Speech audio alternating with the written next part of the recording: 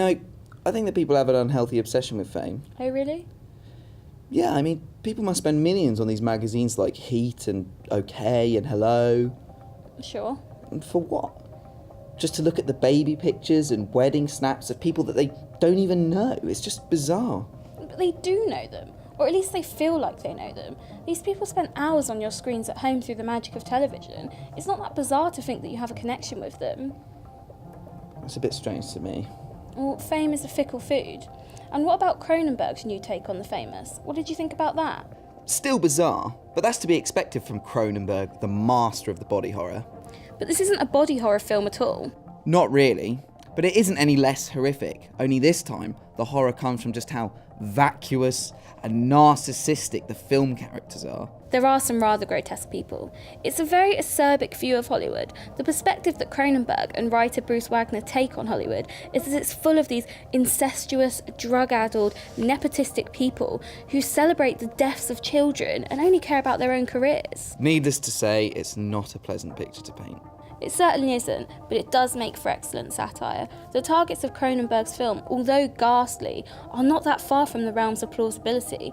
Take Benji Weiss, for example. The arrogant, 13-year-old recovering drug addict is positively Bieberesque in his obnoxiousness. It is a brilliant performance, but all the performances are great, and that's definitely the strongest part of the film. I mean, Julianne Moore does a brilliant performance as Havana Cigrand, this fading movie star. And John Cusack, who's shown up in a number of interesting roles of late. He delivers a very intense performance, as does Mia Wasikowska, who I adored in Tracks. Even Robert Pattinson was surprisingly compelling. Don't be so hard on him. Robert Pattinson is a good actor. It's really time you put your Twilight prejudice to bed. Never forget, Cara. Never forget. I really liked the dark humour of the film too.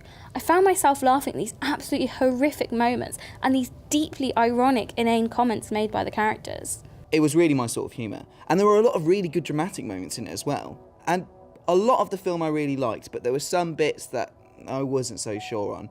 It meandered in places, it didn't seem particularly sure on its genre, and there was one bit of CG in it that was particularly bad and really took away from a very climactic moment. But these were only a few places. I know what you mean. But overall, Maps to the Stars has something really interesting to say.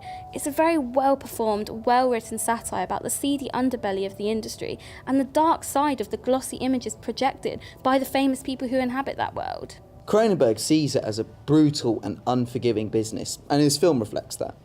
Yeah. Anyway, I'm gonna go grab a drink. You coming? Yeah, sure, in a minute. Okay.